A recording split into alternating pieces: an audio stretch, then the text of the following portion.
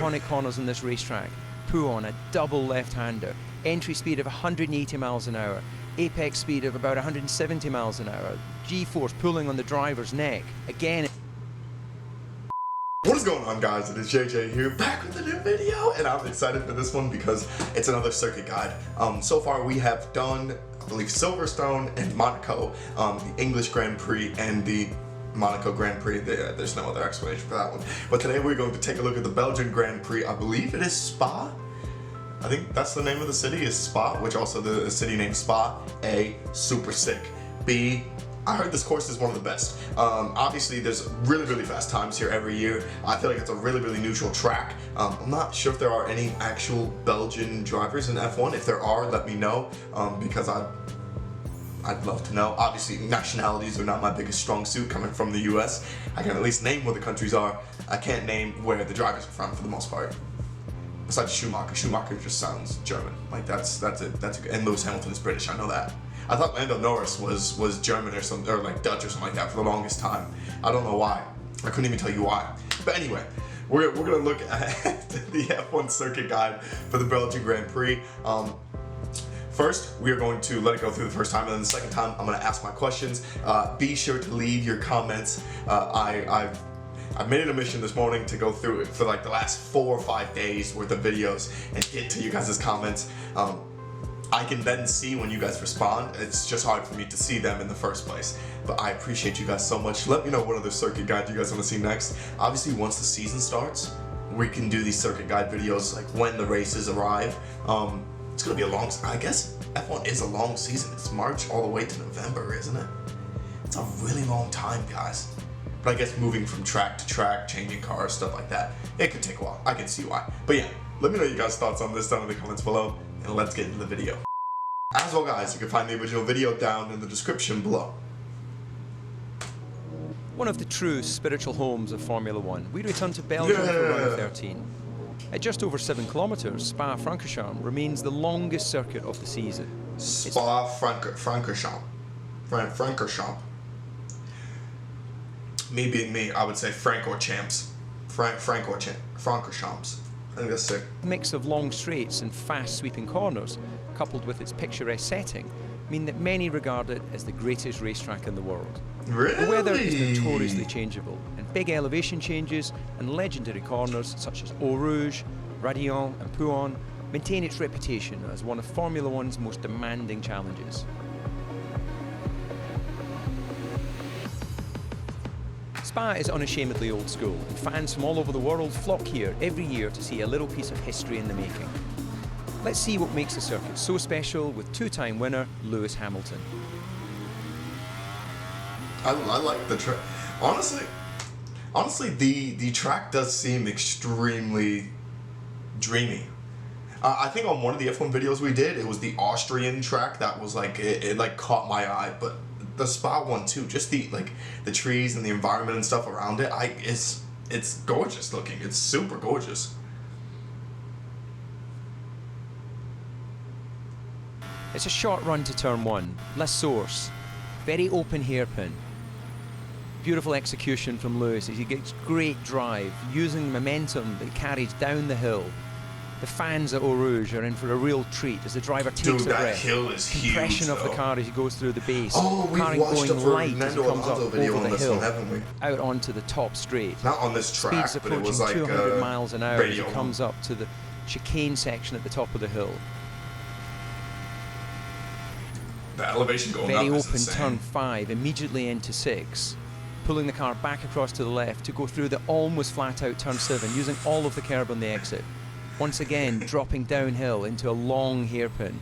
Beautiful use of the curb. Dude, I could see how that would be a disaster for the short for shoot people. down to the left at turn 9. He now approaches one of the most iconic corners in this racetrack. Puon, a double left-hander. Entry speed of 180 miles an hour. Apex speed of about 170 miles an hour. G-force pulling on the driver's neck. Again. I said I wasn't going to pause on the first time through, but that was nutty. 180 miles per hour on that big bend. It's an opportunity for him to take a breath as he drops down into turn 12. Very short run out into 13. and he approaches what is the end of Sector 2. This is a point of reference for the driver to know if he's on a good lap.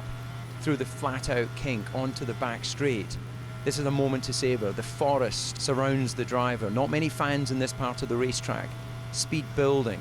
This is where Grand Prix cars really come alive on this racetrack. Through the kink at Blanchimont, massive commitment down into the braking zone at the relatively new chicane. Spots his braking perfectly, a little bit of oversteer, uses the momentum to position the car through the last corner, and as he runs for the line, it's a perfect example of skill and commitment on this racetrack. Where is the, obviously it was probably just there, but like where is the pit lane? What would it have been? Just like right there? Holy hell, he was zooming through this. We got to go back and look at the elevation part, because that giant hill in the beginning, I was like, there's no way they're continuing to climb on top of it. Like, after you get up onto it, after like the first turn, I think, I was like, how does it keep going? It really is the best track. It just, A, it's gorgeous, B, the speed is nutty, and C, I could just see how it'd be the most entertaining. Like, I feel like drivers, if everyone took that one humongous left-hand turn at 180 miles per hour, guaranteed somebody's crashing. Not saying that makes the race better, but it makes it more entertaining. We return to Belgium for round 13. At just over 7 kilometres, Spa-Francorchamps remains the longest circuit of the season. It's mixed Where's that long left-hand turn? Where is it at? Is it that one? Is that the double left? Long straights and fast sweeping corners, coupled with its picture. Where is it? It's that one. It's that one right there. That right there. That right there. Magnificent. Absolutely magnificent. So where's the hill at? The hill is this thing right here, isn't it? The giant uphill. And then, like, do they just keep... So let me get this. Let me make a guess before they show the elevation guide. I think this is the giant hill. Like, the elevation stays the same here, and then bam, downhill, downhill, downhill. Finally levels out, and then this is just speed. I love that. I love it. I love it. The setting mean that many regard it as the greatest racetrack in the world. The weather is notoriously changeable, and big elevation changes and legendary corners such as Eau Rouge, this is where the big hill is. Okay. Maintain its reputation as one of Formula One's most demanding challenges. Spa is unashamedly old school, and fans from all over the world flock here every year to see a little piece of history in the making. Let's see what makes the circuit so special with two-time winner Lewis Hamilton.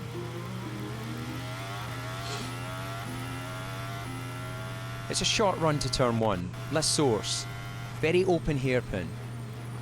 Beautiful execution from Lewis. He gets great drive, using momentum that carries down the hill. You can see the track in the distance too. Fans at Eau Rouge are in for a real treat as the driver takes a breath. Compression of the car as he goes through the base. Car going light as he comes up over the hill, out onto the top straight. Speeds approaching 200 miles an hour as he comes up to the chicane section at the top of the hill. I would love to. This is a track I would love to drive, like just a normal car. Very open turn 5, immediately into 6, pulling the car back across to the left to go through the almost flat-out turn 7, using all of the curb on the exit. Now this Once is where again, the downhill dropping begins, downhill right? into a long hairpin. Beautiful use of the curb as he positions the car for the short shoot down to the left at turn 9. He now approaches one of the most iconic corners on this racetrack. Pouon, a double left-hander. Entry speed of 180 miles an hour. Apex speed of about 170 miles an hour. G-force pulling on the driver's neck. It's an opportunity for him to take a breath as he drops down into turn 12. Oh my goodness. Very short run out into 13.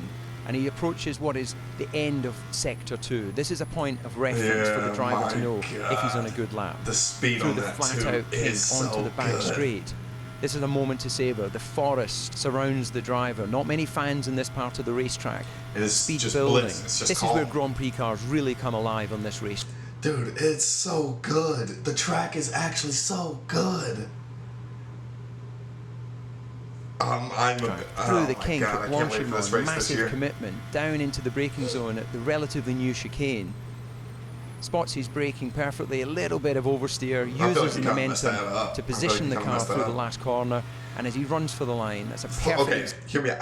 Do people cut that corner to try and get like a place or two towards like the end of the race? Because the line is right there. Like I feel like that corner would be the one to cut to get ahead. Like I'd do that in Mario Kart if I had to. But okay, let me know what you guys think in the comments below on the Belgian Grand Prix. Spa is gorgeous. It really is. It might be up there with my favorite track. I really like Monaco just because of how scenic it is in the city. But Austria, which we still got to take a look at the circuit guide for Austria because the only things I've seen it from is from Lewis Hamilton crashing at it. But I thought it was a gorgeous, gorgeous track. So Austria, Monaco, and Belgium Grand Prix. I think Belgian Grand Prix tops them all right now. I think for now, from the tracks we've seen, I think this is the best one. But let me know what you guys think down in the comments below. Thank you guys so much for watching, and peace.